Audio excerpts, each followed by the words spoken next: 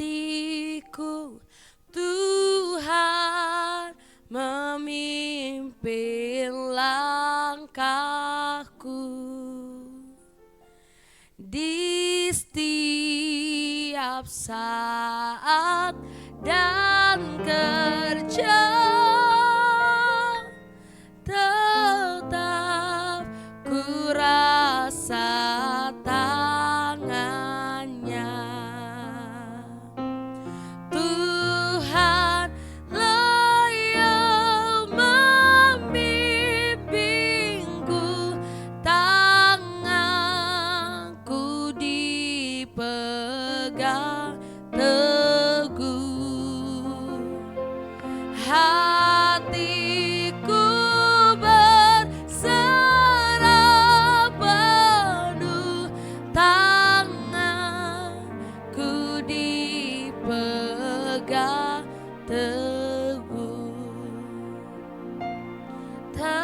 Tenanglah kini hatiku, Tuhan memimpin langkahku di setiap saat dan kerja, tetap ku rasa tangannya. Tuhan lah yang membimbingku, tanganku dipegang teguh, hatiku berserah penuh, tanganku dipegang teguh, tanganku dipegang teguh, tanganku dipegang teguh. Kami percaya tangan kami dipegang teguh oleh Tuhan. Tuhan, hari ini kami membuka hati kami, kami membuka telinga kami untuk mendengarkan apa yang menjadi isi hati-Mu dalam renungan hari ini. Tuhan, berbicaralah atas setiap kami, ajar kami mengerti ya Bapa. Dalam nama Tuhan Yesus, haleluya, amin. Shalom Bapak Ibu Saudara, kita berjumpa kembali hari ini, hari Senin tanggal 19 Februari 2024 di dalam renungan harian. Pembacaan Alkitab kita diambil dari 1 Raja-Raja 17. Saya akan baca di ayat yang ke-1. Judul renungan kita adalah Iman kepada Allah yang hidup. 1 Raja-Raja 17 ayat 1, demikian firman Tuhan. Lalu berkatalah Elia orang Tisbe dari Tisbe Gilead kepada Ahab, demi Tuhan yang hidup Allah Israel yang kulayani, sesungguhnya tidak akan ada embun atau hujan pada tahun-tahun ini kecuali kalau kukatakan. Bapak Ibu Saudara, Elia dikenal sebagai seorang pendoa. Ia adalah nabi Tuhan yang hidup di tengah-tengah bangsa yang hidup dalam dosa, di mana terjadi perusakan moral, umat yang telah mengabaikan hukum Tuhan dan berpaling menyembah Baal. Ketika itu Israel Utara diperintah oleh seorang yang jahat, yakni Raja Ahab. Elia adalah salah satu nabi yang sangat terkenal, yang telah mengadakan berbagai mujizat. Elia tidak mengalami kematian. Dia sama seperti Henokh, karena ia diangkat oleh Tuhan dalam sebuah kereta berapi dan kuda berapi ke surga dalam angin badai. Kita bisa baca dalam 2 Raja-Raja 2 ayat 11. Di dalam perjanjian baru juga diceritakan ketika Yesus dan 3 muridnya di Gunung Horeb, maka nampak kepada murid-murid Yesus bercakap-cakap dengan Musa dan Elia. Matius 17 ayat 3. Dari catatan-catatan tentang Elia ini kita menyimpulkan bahwa Elia adalah luar biasa. Namun meskipun demikian, kitab Yakobus mengatakan bahwa Elia adalah manusia biasa sama seperti kita. Dalam Yakobus 5 ayat 17. Lalu apa yang menyebabkan Elia begitu berbeda dengan manusia yang lainnya? Yang pertama, Elia memiliki iman yang kuat kepada Allah yang hidup.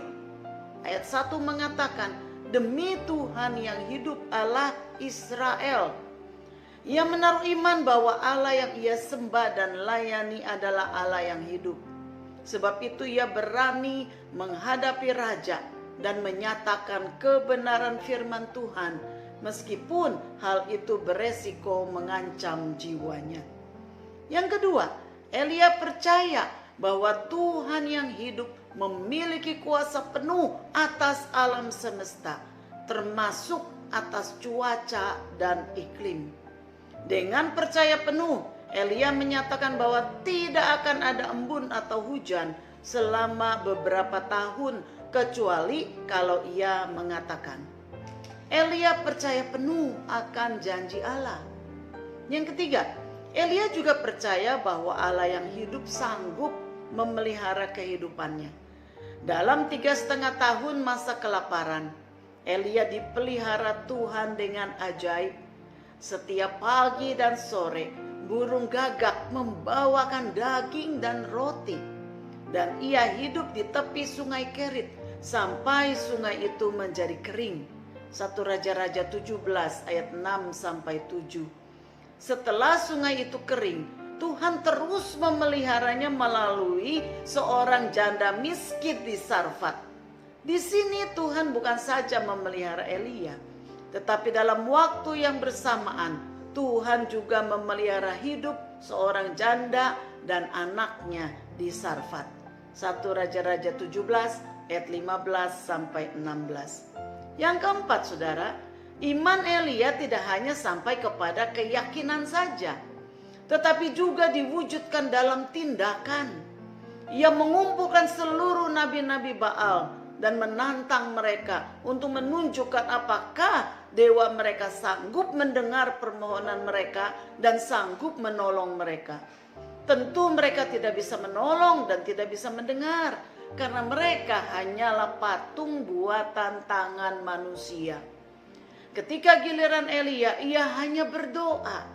Dikatakan, ya Tuhan, Allah Abraham, Ishak dan Israel, pada hari ini biarlah diketahui orang bahwa Engkaulah Allah di tengah-tengah Israel, dan bahwa aku ini hambamu, dan bahwa atas perintahmu lah aku melakukan segala perkara ini. Jawablah aku ya Tuhan, jawablah aku, supaya bangsa ini mengetahui bahwa Engkaulah Allah ya Tuhan, dan Engkaulah yang membuat hati mereka tobat kembali. Dalam 1 Raja-Raja 18 ayat 36-37. Doa yang sederhana namun disertai dengan iman mendatangkan kuasa Tuhan. Api turun dari langit dan menyambar habis korban bakaran, sampai air pun habis dijilat oleh api. Elia sangat percaya akan apa yang diperintahkan Tuhan, bahwa Tuhan yang berfirman pasti akan melakukannya. Apa perenungan kita hari ini, saudara? Melayani dan melakukan apa yang Tuhan kehendaki. Apakah itu untuk menjangkau jiwa-jiwa, ataupun tetap hidup kudus di tengah lingkungan yang rusak moral, selalu mengandung resiko. Ketaatan kita kepada perintah Tuhan akan mengandung resiko, sementara dunia umumnya menghindari resiko dan mencari keamanan dan kenyamanan. Bagi dunia, ketaatan kita kepada Tuhan adalah kebodohan, dan mencari kenyamanan dan keamanan itu disebut hikmat. Itu bukanlah hikmat, tetapi ketakutan. 2 Timotius 1 ayat 7 mengatakan, sebab Allah memberikan kepada kita bukan roh ketakutan, melainkan roh yang membangkitkan kekuatan, kasih, dan ketertiban. Elia tidak takut karena ia tahu persis bahwa Allah yang ia sembah dan ia layani adalah Allah yang hidup dan maha kuasa dan sanggup memelihara dan menepati janji-janjinya. Seperti yang dikatakan Daniel di dalam pasal 11 ayat 32b. Tetapi umat yang mengenal Allahnya akan tetap kuat dan bertindak. Iman akan diikuti dengan tindakan. Orang yang mengenal Allahnya akan tetap kuat dan akan bertindak. Pertanyaannya, saudara, adalah seberapa dalamnya kita sungguh-sungguh mengenal Allah kita? Mari kita berdoa. Bapa, kami datang kepadamu pada hari ini dengan bersyukur karena kami memiliki Allah yang besar. Kami memiliki Allah yang hidup, dan biarlah iman kami kepada Allah yang hidup adalah iman yang sungguh-sungguh, iman yang kuat di dalam Engkau. Dan ketika kami beriman dengan kuat, maka kami pun akan memiliki keberanian seperti Elia, ketaatan seperti Elia. Dan kami mau, Tuhan, mempraktekkan iman kami di dalam tindakan kami. Karena kami percaya Tuhan itu hidup dan berkuasa. Terima kasih ya Bapa. Biarlah firman-Mu ini meneguhkan iman kami. Semakin hari kami semakin dibawa untuk lebih mengenal Tuhan. Terpuji nama Tuhan. Di dalam nama Yesus kami berdoa dan bersyukur. Haleluya. Amin. Kiranya Tuhan memberkati kita semua. Shalom.